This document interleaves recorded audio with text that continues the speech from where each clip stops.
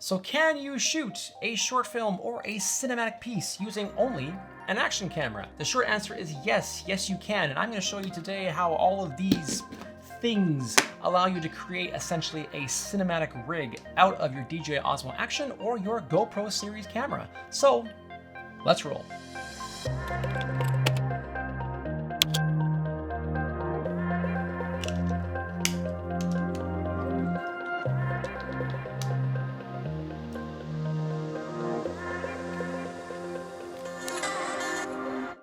So welcome back everybody, my name's Steven of Steven and JANAKA, and today we are talking about action cams, and specifically this little guy. This is the DJI Osmo Action.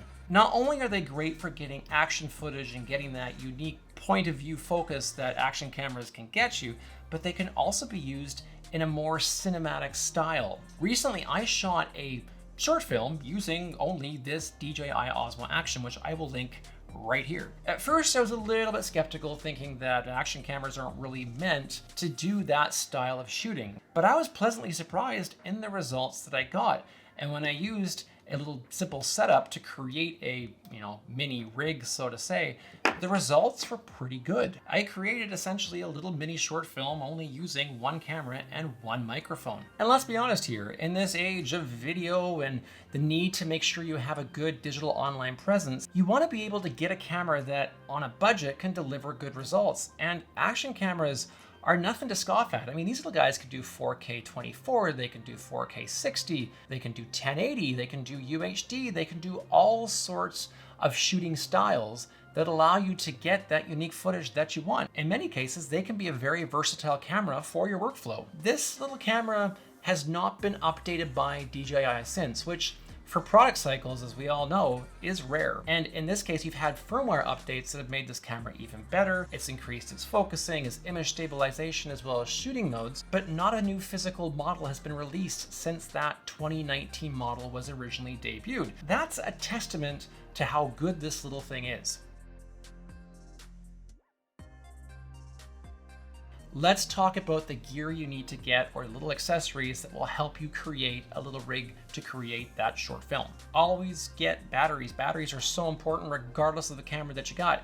And in this case on Amazon, there's a really good 3 set of batteries for the DJI Osmo Action that come with its own little unique charging cradle kit that allows you to charge 3 at the same time. The next thing you need after batteries and the camera is you need to get yourself a micro SD card, and preferably the Extreme Class 3 or 4 by SanDisk, or well, any other manufacturer, because there's tons of them that make these cards, but definitely get one that has a fast write speed. And you want something about 64 gigabytes and above, because if you're shooting in 4K, those files tend to fill up really quick. So pick up a 64 128, prices are always dropping, and Black Friday has a bunch of good deals. You need to get a little adapter for a microphone because the built-in audio is not very good on most action cameras.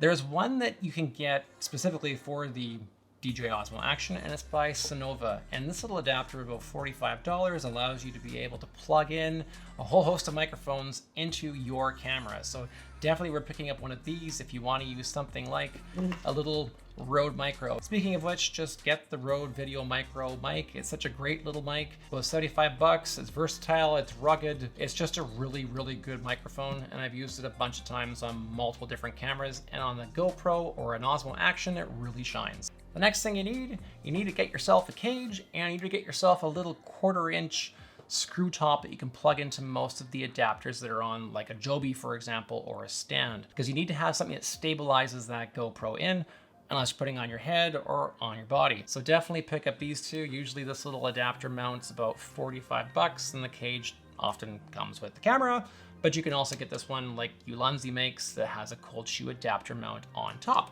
The next thing you definitely need for getting this cinematic footage is you need to get yourself a set of ND filters. This allows you to be able to adjust manually the settings of your shooting of frame rate and shutter speed without having your image blown out or being too dark. This little set by DJI, and there's a whole bunch of them out there, this gives you an ND4, 8, 16, and 32 for the different lighting conditions, because if it's too bright, you need to get yourself a pair of sunglasses for your camera. And in this case, these run usually about 85 bucks, and ND filters are such an important thing to have because it allows you to maintain footage without being blown out in different lighting conditions. So get ND filters. That's just the most important thing, just get ND filters. So when you put that all together, essentially you get a stable gimbal. And you have 2 points of contact with 2 arms, obviously, that gives you a very stable setup for that vlogging rig or cinematic rig you're going to shoot with. Jobies are fantastic for this, and I use a Joby both for my Lumix camera as well as for this little DJI. As these cameras are a fixed focal length, you definitely need to be able to have that gimbal set up in your hand to capture footage of your subject. What about the settings actually inside the camera? In this case, for the DJI Osmo Action, I like to shoot with the following settings. I like to shoot this camera at 4K 24. If cameras can do 4K, shoot at 4K. Industry standard used to be 1080, and you can always downscale your production in post if you want to go from 4K to a 1080 timeline. But in this case, I like to make sure I always shoot at 4K 24, and if you want to have that slow motion, 4K 60. Turn your rock steady on or turn your hyper smooth on whenever you're doing your footage in these action cameras. It'll save you from using warp stabilization in post. Just take into consideration that whenever you utilize 4K 24 at rock steady or at hyper smooth, it will crop a little bit into your image in order to create that, essentially the ibis of the camera. So I would recommend definitely knowing what you're going to film before you shoot in case it does crop a bit of that subject away from the field of view. So with most cameras in manual mode, you need to have full control over the settings. And these little cameras usually have an automatic setting, both for white balance and for shutter speed, that come with these cameras, especially if you're using them in an action environment. However, when you're shooting in a cinematic style in a more controlled way of shooting, you need to have full adjustment over those settings. Definitely put these cameras into a manual mode of shooting. This gives you full control over the white balance, it gives you full control over the shutter speed, and it gives you full control over being able to essentially select what you'd like to have for the settings that work for the shoot you're going to do. It's crucially important to maintain the integrity of your film by having those settings that you can control. And that's why with a white balance especially, if you have it set to automatic, these little cameras are constantly going to adjust to see what the lighting conditions are going to be. And you don't want to watch, cinematic, professional looking footage if you're going to be having a white balance changing every 5 seconds. So you can adjust that from a Kelvin setting point of view for a warmer or for a cooler style of shooting. Since these cameras are essentially a wide focal view length, you want to turn on the de-warp function on the DJI Osmo Action or the equivalent on the GoPro. This allows your footage not to have that fisheye, but rather to be a flat profile that you can work with. And speaking of color profiles, always shoot in a flat color profile because that gives you the most flexibility in post.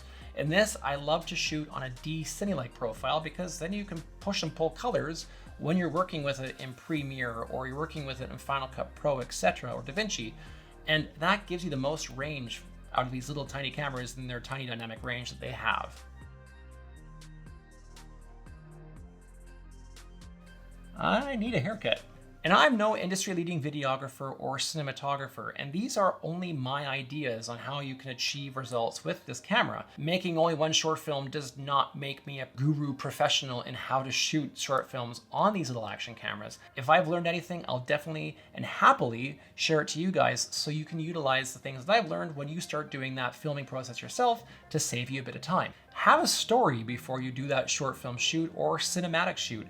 It's really important that you know what you're going to shoot and have an idea of how you're going to tell the story in a visual basis. You want to make sure you always have a shot list. That goes for any camera, especially in working in cinematic environments. You want to make sure that you have the shot set up before you begin shooting. And in this case, in a short film, have a story, have a shot list, and know what you're going to get or what you can expect. You want to have a wide angle view shot. You want to have a close crop shot.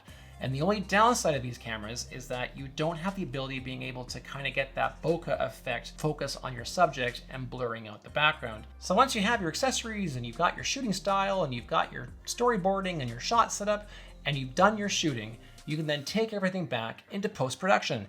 And that's where things get really fun, because if you shot in that D-Cine-like profile, you have the ability of being able to really push and pull that color when you work in that 4K environment or 1080. Short films can be defined by many different things, and many different cinematographers have a unique shooting style. Not so much just the idea of getting the footage, but also how it appears in post. Certain directors and certain DOPs have more of a warmer style of shooting, or they have more of a cooler style of shooting.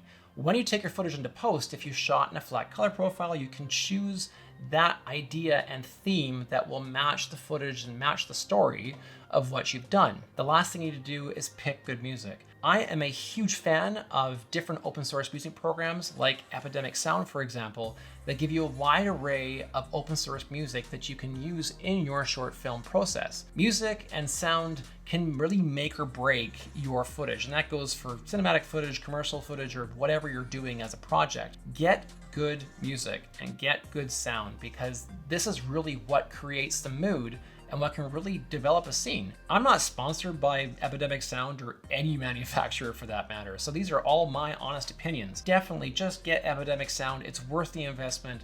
It has sound effects, it has music. It's really worth getting in order to be able to kind of bump your game up when you're creating your footage. So I have this popcorn for the thumbnail picture. It's like eating your thumbnail, if that makes sense. So, have you used an action camera for any sort of cinematic footage? Have you used a DJI Osmo Action or a GoPro series camera to do a short film or to do a cinematic piece? Please drop a line below and let me know if you've done that and what your shooting style is and your settings and your gear that you've used and all the things that go along with creating that cinematic piece. I'd love to hear. And please hit that like and subscribe button below. Hit the bell for notifications so you can stay up to date on all the videos we have coming out on tech reviews and gear reviews and short films and Osmo Action things, on all things and ideas, on tips and tricks on how you can get the shot you want on the budget that you got. So until next time, try using action cameras to create your next cinematic masterpiece. Cheers.